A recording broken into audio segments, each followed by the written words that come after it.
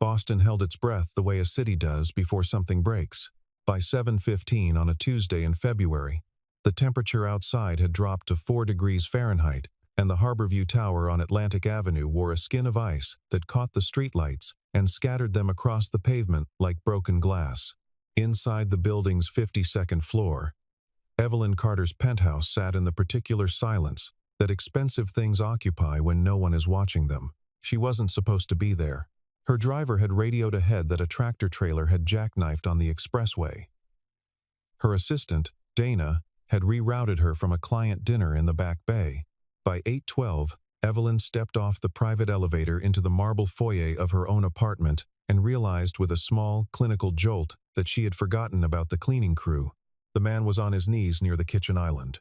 He was picking up the remnants of a wine glass that must have fallen from the counter, 3 large curved fragments, and a constellation of smaller ones that caught the recessed light and threw tiny prisms across the marble floor. He held a fragment between his thumb and forefinger, turning it slowly, examining the breakpoint. Not to be careful, that wasn't the gesture. He was studying it. His hand was steady in the way that belongs to surgeons, or to people who have long since burned through their quota of nerves in some other life. Evelyn stood in the doorway without speaking. Her coat was still on. Her briefcase hung from her right hand. She had seen that gesture before. That exact rotation of a fragment between 2 fingers, that specific angle of the wrist. In a conference room 8 years ago, a man had turned a glass paperweight the same way, while 47 people waited for him to speak. He had been deciding whether to dismantle an acquisition or salvage it. He had chosen to dismantle.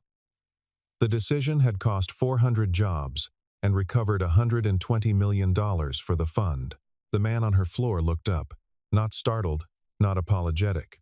He simply raised his eyes at the sound of her heels on the marble and looked at her with the flat, unreadable expression of someone who had learned to make himself invisible by choice, not by nature. He was perhaps 38. Dark eyes, a jaw that hadn't seen a razor in 2 days. Wearing the gray uniform of Apex Building Services. His hands were clean despite the broken glass. On the floor beside him sat a small orange safety cone and a folded cloth tools placed with the quiet precision of someone who does not fumble. "I'll be finished in 3 minutes," he said. His voice was low, not deferential, just contained. "Who are you?" Evelyn asked. The question came out more direct than she intended, but she didn't soften it. "Michael Hayes, Apex Building Services. I'm one of the Thursday crew. Thursday is tomorrow." Storm pushed the schedule. "Your building manager approved the change." She looked at him for another moment. He looked back at her without expression. Not hostile, but not shrinking either. There was something in the quality of his stillness that unsettled her in a way she couldn't immediately name. Evelyn Carter had spent 12 years learning to read rooms and the people in them. She knew the difference between stillness born of calm and stillness born of discipline. This was the second kind. "Leave the rest," she said. "I'll call the desk. The small fragments will get into the grout. It's better if I finish." She paused. He turned back to the glass, and she watched the back of his neck as he worked methodical, unhurried, and the small thought arrived and would not leave. She had seen this man before. Not his face, his hands. "Fine," she said. "Finish." She walked to the window that ran floor to ceiling on the north wall, and she looked at the city below. And the thought settled lower in her chest like ice water. Behind her, she could hear the quiet sound of glass being placed into a bag.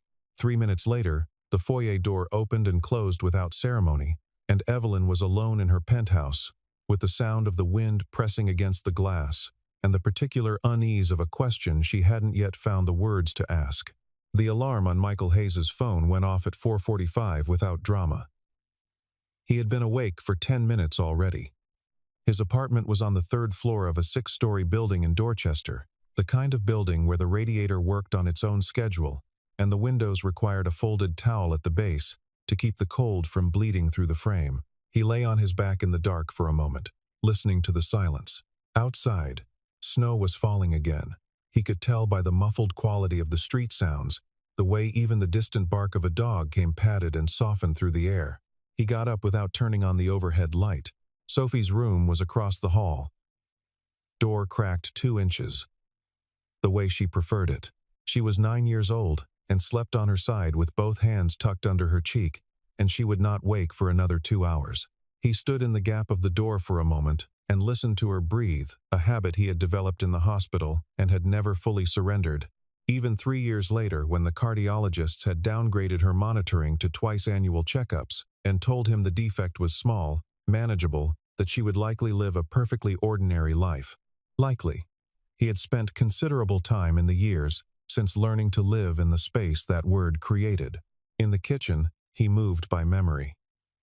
Coffee, oatmeal, Sophie's medication and the orange pill organizer on the second shelf, metoprolol, low dose, just enough to keep the rhythm steady. He left her bowl covered on the counter with a sticky note that said dragon fruit is in the fridge. I'll be home by 4. He had been leaving her notes like this for 3 years, since her babysitter, a retired teacher named Carolyn, started watching Sophie after school. He ate standing at the counter. Outside, a plow scraped down the street, its yellow light sweeping briefly across the kitchen ceiling. He had been working for Apex Building Services for 14 months. Before that, 18 months at a logistics company doing inventory reconciliation, a job that required a graduate degree to perform adequately and paid as though it didn't. Before that, 3 months of nothing while the legal process completed its slow and expensive work, and he tried to understand what remained of his life. Before that, 6 years at Langford Capital Management, where he had been a senior fixed income analyst, and then a portfolio manager, and then briefly, disastrously, the man whose name appeared in every second paragraph of a Wall Street Journal investigation that ran across 4 editions in October of 2018. He did not read those articles anymore. He had read them enough times in the first months that he could reconstruct them from memory with near-perfect accuracy, including the pull quotes in the headers, including the photograph they had used, a company headshot from 2016, before everything, when his suit had fit and his expression held the specific confidence of a man who believed that his intelligence constituted a kind of protection. He rinsed his bowl. He packed his work bag. He stood for a moment in Sophie's doorway, and she breathed steadily in the dark, and he turned and left for the bus stop at 5:11, walking through the snow with his collar up and his hands in his pockets, and if he felt the cold as an injustice, he did not show it to anyone. There was no one to show it to. That was, in its own way, a mercy. The 43rd floor of the Carter Holdings Tower in the financial district was a different kind of cold. It was the cold of controlled air and stainless surfaces, of floor-to-ceiling glass walls that looked out over a gray sky and a gray harbor, and a city that moved 16 stories below, with the indifference of something that had stopped waiting for permission. Evelyn Carter sat at the head of a conference table and looked at the acquisition summary laid out before her and felt, for the first time in 2 years, the specific sensation of not being sure. Her father, Robert Carter, had built Carter Holdings from a regional property fund into a diversified investment management firm over the course of 30 years. He had died of a coronary embolism in his office on a Monday morning 18 months ago, at 61, before he had adequately prepared his succession plan. Evelyn had taken the chair not because the board had unanimously chosen her, but because no one had found a more credible alternative before the auditors arrived, and she had performed well enough under pressure that the uncertainty had gradually calcified into consensus. She was good at this. She was better than good. She was thorough in the way that people become who have spent years being underestimated, which meant she checked things twice and once more. And she did not celebrate early. The acquisition on the table was a portfolio of 11 mixed-use properties across Boston, Providence, and Hartford, held by a consortium called Hartwell Development Group. The valuation was $412 million. The numbers in the prospectus were clean. She had reviewed them herself, and her CFO, Dennis Howell, had reviewed them again. The board was asking her to move within 60 days. It was, Dennis had said in the pre-meeting, a clean deal. Evelyn said nothing to that. She had learned long ago that the language of cleanliness, clean deal, clean books, No complications was the precise vocabulary of a document that hadn't been looked at hard enough. She turned to page 41 of the prospectus, where the Boston waterfront properties were itemized, and she looked at the comparable sales figures in the appendix and felt the small, cold tickle of something not quite right. Not a number that was obviously false, a number that was plausible entirely, carefully plausible in a way that required the reader to accept two prior assumptions that were themselves not stated. The comparable sales, cited as market evidence, were dated, and the dates were not flagged, and the properties themselves, she would discover this 2 weeks later, when she pulled the registry filings herself, had last transacted in a market cycle that bore almost no relationship to current conditions along the Boston waterfront. She put the page down. Outside the glass wall of the conference room, her team moved through the open floor. 3 associates, 2 analysts. Dana at the corner desk with her headset. The city behind them, gray and white, and still heavy with last night's storm. The harbor reflecting nothing. On days like this, the water and the sky became the same color, and the horizon line disappeared, and the city sat suspended in a monochrome that felt less like weather and more like a statement about visibility, about how much could be obscured by conditions that looked, from a distance, merely ordinary. Dennis appeared at the conference room door. He was a careful man, competent and loyal, and slightly too accustomed to delivering good news. "Board wants an update by end of week," he said. "I told them, the analysis is ongoing." "The analysis is ongoing," Evelyn confirmed. He looked at the prospectus. "Is there something I should know?" "Not yet," she said. "Let me finish." He nodded and withdrew, and she listened to the glass door close behind her with the soft sound of pressurized air, the sound of a room sealing itself. She picked up the prospectus again and turned back to page 41. Clean deal. She was already beginning to doubt it. She had been in this industry long enough to know that the confidence with which a deal was described as clean was, frequently, in inverse proportion to how thoroughly it had been examined. Her father had believed the Mercer Group was clean. He had trusted the institutional framework that surrounded it, the ratings, the third-party appraisals, the reassuring architecture of documentation, and the trust had cost him $31 million, and she suspected more than a year of his health. He had not talked about it in the last 2 years of his life. He had simply become, in some way she had not then known how to name, quieter. Thursday brought fresh snow and the correct cleaning crew, and Evelyn worked from home. She had moved 3 stacks of acquisition documents to the dining table by 9 in the morning and was working through the Providence property comparables when she heard the key in the service door. 2 members of the Apex crew. She registered without looking up. The sound of equipment being rolled across the tile, the soft percussion of cabinet doors in the utility hallway. At 11:20, she took a call in the study and closed the door. When she returned to the dining room 40 minutes later, she stopped in the doorway. The table was unchanged. She had made clear in her building notes that the work surface was not to be touched. But the stack of documents to the left of her laptop, which she had arranged chronologically as she processed them, had been shifted approximately 6 inches to the right to allow the crew to clean beneath them, and this was the thing, they had been replaced in a different order. Not a random order, not the original chronological order either. They had been sorted by property type, residential first, then mixed, use, then commercial. Within each category, by city. Boston, Providence, Hartford. It was not how she had organized them. It was, objectively, a more logical organization for cross-referencing against the appendix tables. She stood at the table for a moment with her coffee cooling in her hand and looked at the stack and thought, with the slow precision of someone assembling evidence. Someone read these. Not casually. Not the way a person glances at papers while moving them out of the way. Someone had understood the structure of the documents well enough to improve the filing scheme in the 90 seconds it would take to lift and replace a stack of paper. She left the documents in their new order and said nothing. The following Thursday, she set a test. She placed the same stack of documents in a deliberately illogical order: Hartford before Boston, commercial before residential, and went to work in the study. When she came out, the documents had not been touched. The cleaning crew had worked around them with a folded cloth, leaving the stack precisely as she had left it. Someone had understood the test. She was in the elevator that evening, going down to the lobby to retrieve a package, when she noticed the slight hesitation, a 17-second delay between floors 28 and 29 that she had registered before but never examined. She mentioned it to the concierge. He looked at her with mild confusion and said the elevator had been serviced 2 months ago. She said she was aware and asked him to log the delay in the maintenance record. The following morning, she received a building services notification. A sensor in the elevator's cable tension system had been flagged for a minor recalibration.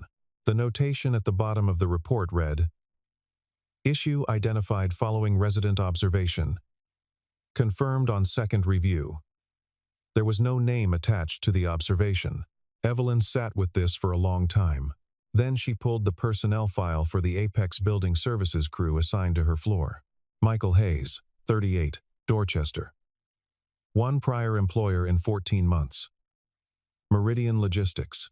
Before that, a 6-year gap in formal employment, with a note that the applicant had disclosed prior involvement in regulatory proceedings and had been cleared. She set the file down. She went back to page 41. The Mercer Group collapse had been, in the analysis of the Financial Times, one of the most precisely executed cases of institutional fraud in the post-2008 era. A real estate investment trust that had inflated its asset valuations over 4 years through a series of circular transactions between shell entities, creating the appearance of genuine market appreciation for properties that had not meaningfully changed in value. By the time the SEC had unspooled the transactions in 2018, the fund had issued $308 million in securities, backed by assets worth perhaps 40% of their stated value. 112 investors had lost money. The fund's managing partner, a man named Gerald Whitmore, had cooperated with federal investigators and received a reduced sentence. His CFO had received 5 years. 2 mid-level employees had been charged and acquitted. One analyst had been named repeatedly in the SEC complaint as a participant in the valuation methodology, but never charged, because the evidence against him was circumstantial, and because, as Evelyn read in the investigative dossier she pulled from her personal files at 2 in the morning on a Wednesday in February, his legal counsel had successfully argued that the analyst had flagged discrepancies internally and been overridden. The analyst's name was Michael Hayes. Her father had lost $31 million in the Mercer Group collapse. She did not sleep after that. She sat in the window of the penthouse, with her knees drawn up, and watched the harbor ice, and felt the specific nausea of a coincidence that was too structured to be one. At 6 in the morning she called Dana and told her to clear the afternoon. At 7 she called the building services manager and asked that Michael Hayes be assigned to the Thursday crew through the end of the quarter. He arrived that Thursday at 1 in the afternoon and found her sitting at the dining table. He looked at her and then at the table and understood immediately that this was not about cleaning. "Sit down," she said. He sat.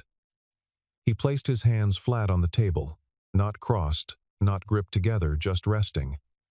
In the way of someone who has decided in advance not to be defensive. "You were at Mercer Group," she said. "My father lost $31 million in that fund." A pause. Not a gap of shame or calculation. A pause of acknowledgement. Of a man absorbing a fact he has not previously held. "I'm sorry," he said. And it did not sound like the apology of a person trying to neutralize something. It sounded like a statement of actual feeling, which was more unsettling. "You're listed in the SEC complaint. You were never charged. That doesn't mean you weren't involved." "No," he said. "It doesn't." She looked at him. He looked back at her. The harbor was visible through the window behind him. Gray. And very still. "Tell me what happened," she said. He told her. It took 40 minutes.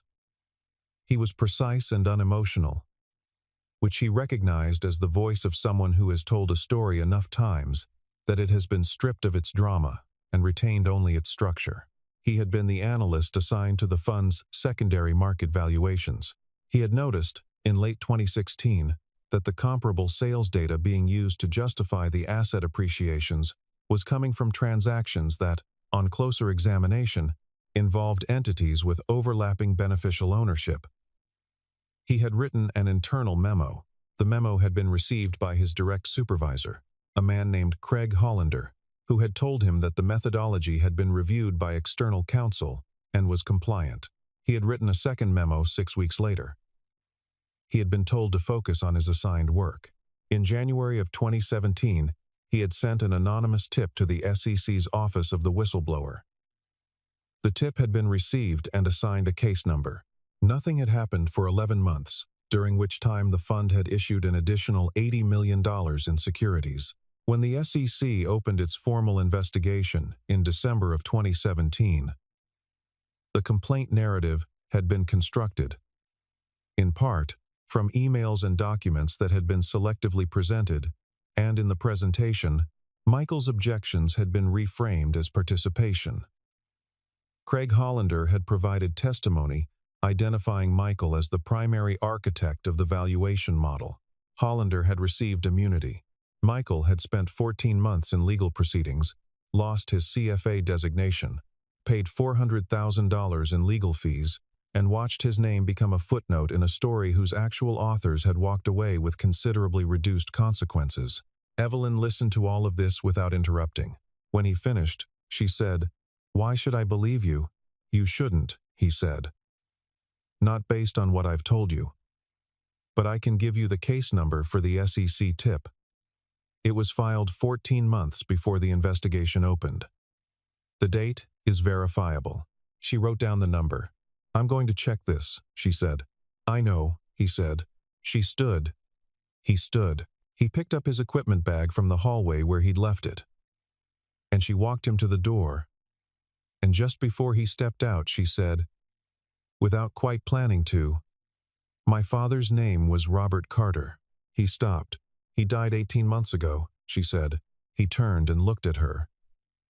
And for the first time since he'd sat down at her table, something moved in his expression. Not guilt, not pity, but something quieter and more difficult. Something that looked, in its way, like grief held in parallel. "I know," he said. "I'm sorry." The door closed. Evelyn stood in the foyer for a long time. Outside, the snow had started again. She checked the case number that night. SEC whistleblower tip. Reference 2017W, B04872. Filed the 14th of January 2017. Case assigned to the Office of the Whistleblower, Division of Enforcement. Informational only, no formal investigation opened at time of filing. Case number cross-referenced in the eventual 2018 Mercer Group complaint as a prior flag. Noted in a single clause of a footnote on page 47 of a 211-page document. A footnote. She spent the next 4 days with the Hartwell Development Group prospectus, not the summary documents, the source filings. She pulled the underlying property records for all 11 assets in the portfolio public records. Registry of Deeds, recorded sales history going back 7 years. She cross-referenced the comparable transactions listed in the prospectus against the actual registry entries. On the 3rd day, she found it. 3 of the comparable sales used to support the Boston waterfront valuations had involved a seller entity called Hargrove Capital Partners, LLC. Hargrove Capital Partners had been dissolved in 2021. Before dissolution, its registered agent had been a firm called Crestview Administrative Services. Crestview Administrative Services also appeared as the registered agent for one of the Hartwell Development Group holding entities. It was not proof of fraud. It was the structure of fraud. The skeleton. Prior to the flesh, she sat at her desk at 2:30 in the morning and looked at what she had built and felt the cold settling into her hands, which were spread flat on the desk the way Michael Hayes's had been. She thought about page 41 and the number that was too plausible. And she thought about a footnote on page 47, and she thought about her father's face in the last year of his life, when he would not discuss the Mercer Group loss, because there was nothing to discuss, the money was simply gone. She picked up her phone. She found Michael's number in the building services directory. She typed, "I need to show you something." Are you available this week? The reply came 11 minutes later. Yes. He arrived at 9 on a Tuesday evening, when the snow was light, the kind that falls without conviction, more atmosphere than accumulation. He came in his own coat, not the gray uniform, which she registered as significant in some way she didn't examine. She had cleared the dining table and laid out the property records in the arrangement she'd developed. The Hartwell Prospectus properties on the left, the registry filings in the center, the Hargrove Crestview chain on the right. He stood at the edge of the table and looked at it for a long time without speaking. You found the registered agent overlap, he said. There's more. He sat down and turned to the Hartford section. The 2021 appraisals for the mixed-use properties. Do you have the underlying appraisals, not just the summaries? She had them. She slid the folder across. He opened it and went through 7 pages in 4 minutes, and she watched him read the way she had watched him handle the broken glass on the first night, with the concentrated stillness of someone whose mind is working considerably faster than their hands. The cap rates, he said. They're using a 5.2% cap rate on all 3 Hartford properties. The market average for that submarket in 2021 was closer to 6.8. That inflates the income valuation by approximately 22% on each property. He leaned back. If you're doing that on every asset in the portfolio simultaneously, the gap between stated and real value could be $60–80 million, possibly more. On a $412 million deal, the structure looks like Mercer, he said. Simpler, but the same logic. Create the comparables. Standardize the cap rate assumptions. Keep everything within the range of defensible, she said. You recognized it because you've seen it before. Because I built part of it before, he said, flatly. Not this, but the methodology. I know how it works. The apartment was very quiet. Outside, the snow continued its gentle fall. She could hear, distantly, the sound of a plow on Atlantic Avenue. If we take this forward, she said, what happens to you? He looked at her. Probably the same as before. I get named in something. I have less credibility now than I did in 2017. I'm currently employed as a building cleaner. My ex-wife's attorney used my employment history in the custody proceedings. Do you have custody of Sophie? A pause. Shared. Physical custody is mine. 70%. So if this goes public, it won't change the custody arrangement, he said. The court finalized it 18 months ago. But it won't be comfortable. She waited. He said, You're asking me if I'll do it anyway. I'm asking you what you want to do. He looked at the table at the map of something that was, if their reading was correct, in the process of quietly destroying the financial futures of whoever ended up holding the bag when the valuations corrected. He looked at it with the expression of someone who had been in this specific moral geography before and knew exactly the shape of the terrain and the cost of the path through it. Sophie's doctor, he said, told me at her last appointment that she's doing well, that the medication is working, that there's every reason to expect her to have a completely normal life. He folded the Hartford appraisal closed. I think about that a lot. He did not finish the sentence. He didn't need to. Evelyn understood it. He was telling her why he had stayed quiet for 14 months in a cleaning uniform instead of screaming from the building's roof. He was telling her what stakes felt like when they were not abstract. I have resources you didn't have in 2017, she said. Legal, financial, institutional. I have a board that owes me. The board wants the deal. The board wants revenue. They'll want revenue more than they want liability. She paused. I'm not asking you to carry this. I'm asking you to help me understand it. He was quiet for a moment. There's a transaction in the Providence section, he said, pulling a page from the center stack. 4th property from the left. The seller of record is a company called Bridgeport Ventures. Look up who incorporated it. She turned to her laptop. Bridgeport Ventures, LLC. Incorporated, Rhode Island. 2019. Registered agent. Crestview Administrative Services. She looked at him. There it is, he said quietly. There's your thread. The SEC complaint was filed in March. 6 weeks after the evening with the dining table and the Providence records. Evelyn's legal team had spent those weeks building the documentation registry records, appraisals, corporate filings, the cap rate analysis, into a submission that ran to 480 pages with exhibits. She had briefed Dennis Howell first, then the board's audit committee, then the full board, walking them through the methodology with the same cold precision she used on acquisition analyses. The board had voted to withdraw from the Hartwell acquisition and refer the matter to regulators, 5-2. The two dissenting votes belonged to members who had been introduced to the Hartwell Consortium through a shared intermediary. She filed a separate disclosure about those relationships.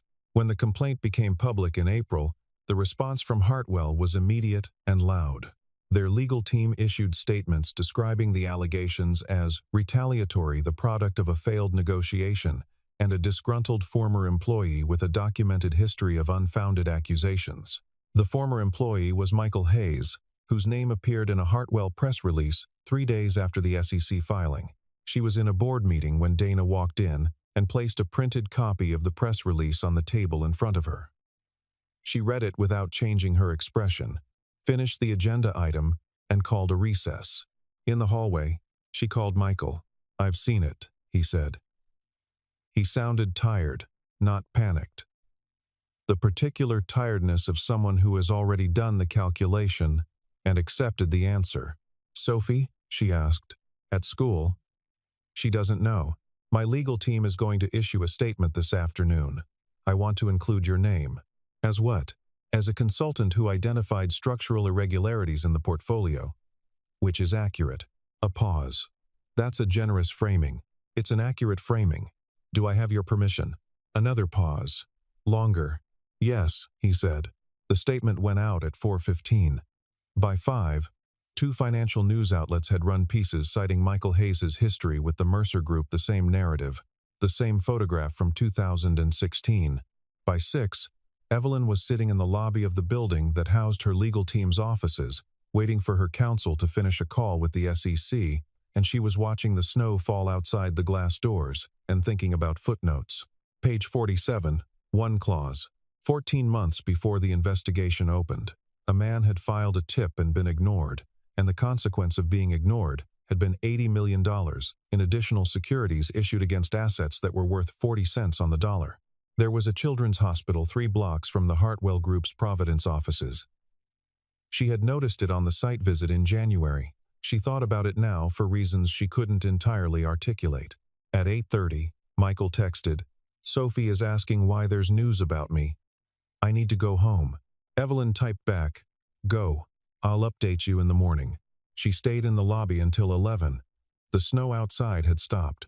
The street was white and very still, and the city moved quietly through it, and the legal process slow, grinding, expensive, impersonal continued its work in offices and databases and regulatory dockets that no amount of snow could pause. The SEC's formal order was issued in the following May, 14 months after the initial complaint, in a document that ran to 312 pages and found, in its conclusion, that Hartwell Development Group had engaged in a pattern of fraudulent asset valuation, affecting securities totaling approximately $93 million, that the circular transaction structure, involving Hargrove Capital Partners and Crestview Administrative Services, had been designed to create misleading market comparables, and that the consortium's principals had knowingly authorized the use of suppressed capitalization rates to inflate income valuations on 13 properties across 3 states. Michael Hayes was mentioned in the order. Once, in a paragraph near the end that noted the analysis identifying the registered agent overlap had been initially developed in consultation with a financial analyst who had raised similar concerns in prior regulatory proceedings. The language was precise and almost entirely without warmth, in the way of government documents. It said, in effect, he was right this time, as he had been right before. He received a formal letter from the CFA Institute in August. The letter informed him that his case had been reviewed and that his designation could be reinstated upon completion of continuing education requirements and a formal application. He set the letter on the kitchen counter and stood there for a while. The apartment was quiet. Through the window, The August light was the kind that made even Dorchester look momentarily golden, warm, and slightly hazy, softening the edges of the brick buildings across the street, catching in the leaves of the single tree on the sidewalk below. He had spent 14 months in that apartment, looking at that tree through that window, mostly in seasons when the tree was bare. And it occurred to him now with the clean, sharp clarity of something that had been waiting to be understood that the season had changed without him fully registering the transition. Sophie came in from her room, looked at him, looked at the letter. "What's that?" she asked. "Something I used to have," he said. "They're giving it back." She considered this. She was 10 now, and she had the specific gravity of children who have spent significant time in waiting rooms and learned to read adult faces for information. "Is that good?" she asked. "Yes," he said. "I think so. Are you going back to your old job?" "No, that job is gone." He picked up the letter. "But I might be able to do something like it, something different." She looked at him with the frank, unsentimental attention that was entirely her own. A quality he had watched her develop from the inside of a hospital waiting room when she was 7 years old. A quality that had frightened him then because it seemed like the product of too much knowledge too early, and that he had come to understand, in the years since, as a kind of resilience she had built herself without being asked to. "Okay," she said, and went back to her room. He stood at the counter a little longer. He thought about the footnote on page 47. He thought about the 10 months he had spent waiting for a process to confirm what he already knew. He thought about the afternoon in the dining room of the Penthouse, when he had looked at a table covered in documents and recognized a pattern he had spent 6 years trying to warn people about, and the recognition had been not triumph, but something more complicated, the feeling of arriving, very late, in a room where a fire had been burning the whole time. He folded the letter and put it in the kitchen drawer, where he kept the documents that mattered. Evelyn, meanwhile, had stood before the board and reduced Carter Holdings' projected growth targets for the following 2 years by 12%. She had spent 40 minutes explaining, with slides, why the company had been moving too fast across too many markets without adequate due diligence infrastructure, and that the consequence of this was not failure, the company was sound, but that the pace of growth had created conditions in which a transaction like Hartwell could arrive looking clean when it was not. She proposed 3 structural changes to the acquisition review process: an independent valuation firm for all transactions over $100 million, a minimum 90-day due diligence window, and the creation of a dedicated risk analysis function that reported directly to the CEO rather than to the CFO. The board approved all 3 by 6-1. The dissenting vote came from a board member who had been introduced to the Hartwell Consortium. He resigned 4 months later, before the subsidiary investigation into his prior disclosures was completed. Evelyn did not feel triumphant about any of this. Triumph required a certain altitude above the material, and she was still too close to it, to the memory of her father's face, to the footnote on page 47, to the image of a man sitting at her dining table, with his hands flat and steady, explaining a story that no one had asked to hear, but everyone had needed. In October, the Tweet early a light fall in the second week. Unusual enough to be discussed. She stood at the window of her office and watched it and thought about the word clean and what it actually meant, which was not the absence of difficulty, but the presence of honesty, and how rarely those two things coincided and how much work it required to maintain the distinction. The first snow of November fell on a Saturday, light and tentative, barely enough to coat the cars parked along the street. More a suggestion of winter than a declaration. Evelyn drove herself, which she rarely did, to Dorchester. The address was in her phone from the building services file. She sat in the car outside the building for 2 minutes, and then got out and carried a paper bag from the Vietnamese place in the South End that she had found still open at 5 on a Saturday because it was the kind of restaurant that never really closed. The intercom button for apartment 3C had a small piece of tape beside it with Hayes written in a child's handwriting, the letters uneven and earnest. She pressed the button. A pause. Then, "Yes, it's Evelyn Carter." A longer pause. Then the door buzzed. She walked up 2 flights of stairs that were clean and slightly cold, and smelled of old radiator heat, and the particular combination of cooking smells that accumulates in buildings where families live. His door was open when she reached the 3rd floor. He was standing in the doorway in a gray sweater and jeans. And he looked at her, and then at the paper bag, and then at her again. And she thought she saw, briefly, in the half-second before he assembled an expression, something that might have been simple relief. "I brought food," she said. Because it was true, and didn't require explanation. "Come in," he said. The apartment was small. It was also, she registered as she stepped in, very clean, not in the sterile way of spaces that are cleaned for display, but in the lived clean way of someone who maintains order because order is load-bearing. Books on a shelf above the radiator, sorted by size. A child's drawings tacked to the wall beside the kitchen doorway, dated in the bottom corner. A pair of small sneakers by the door, laces tucked inside. "Sophie's in her room," Michael said. "Don't interrupt her." Evelyn set the bag on the kitchen counter. "She can come out if she wants." She began unpacking the bag. Containers of pho, spring rolls, a small package of the sesame crackers she had bought because she didn't know what a 10-year-old liked and wanted to hedge. Michael stood on the other side of the counter and watched her and did not offer to help, which she appreciated, because she was doing something with her hands that she needed to do with her hands, and commentary would have made it worse. "The CFA letter," she said. "You knew about that? I contacted the Institute in March. I didn't tell you because I wasn't certain it would go anywhere." He was quiet. She didn't look at him. "You didn't have to do that," he said. "No." She set out 2 bowls. "I know." There was a sound in the hallway, the particular sound of bare feet on a wood floor being walked quietly, which is audible only to people who know what it means. Evelyn did not turn around. After a moment, a voice said, "Dad, who's here?" "Someone I work with," Michael said. "Sophie, this is Evelyn." Evelyn turned.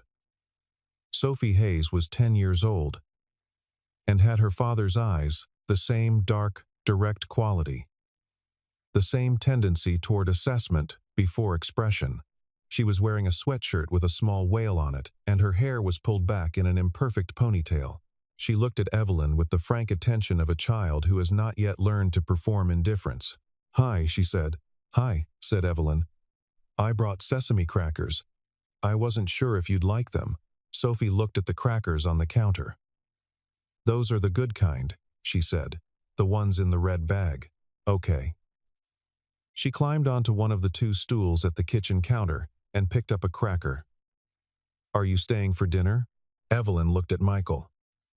He made no gesture in any direction, simply waited, which she had come to understand was one of his methods. The deliberate refusal to steer. "If that's all right," Evelyn said. Sophie appeared to consider this with the seriousness of someone being consulted on a matter of genuine consequence.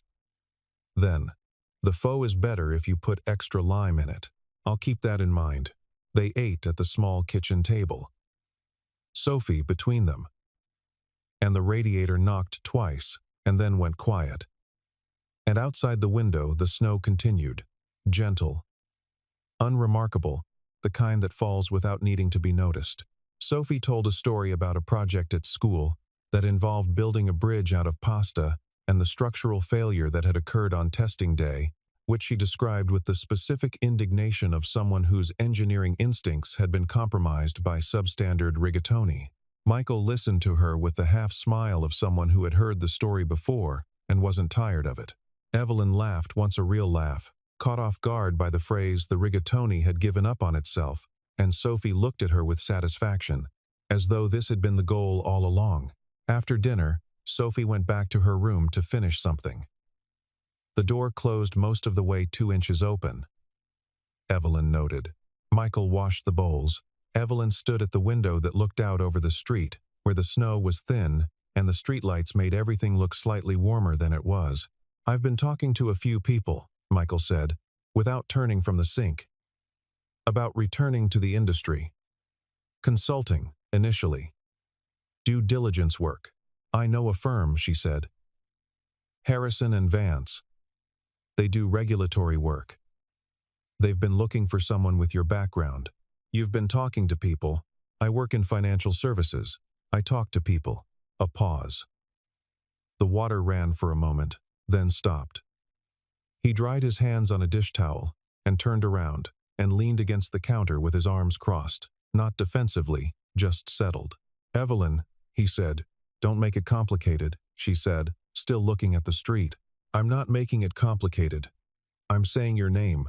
She turned from the window and looked at him in the kitchen of his small apartment, with the drawings on the wall and the child's sneakers by the door, and the dim light that made everything look like something worth keeping, and she thought about how long it had taken her to learn the difference between control and trust, and how many things she had organized and optimized and reviewed twice, and still not been able to hold, and how this ordinary kitchen, this unremarkable evening, this man who had stayed right when it cost him everything, was not something she had scheduled or engineered.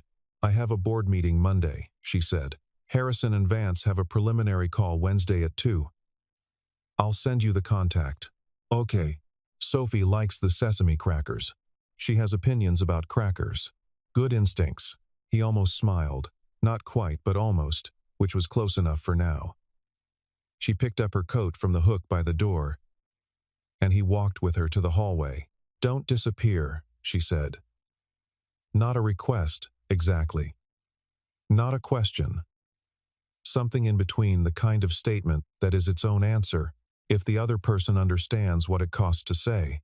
He looked at her in the dim hallway of his third-floor apartment, with the sound of the radiator starting up again somewhere in the walls, and the snow just barely visible through the window at the end of the hall. "I'm not going anywhere," he said. She walked down the 2 flights of stairs.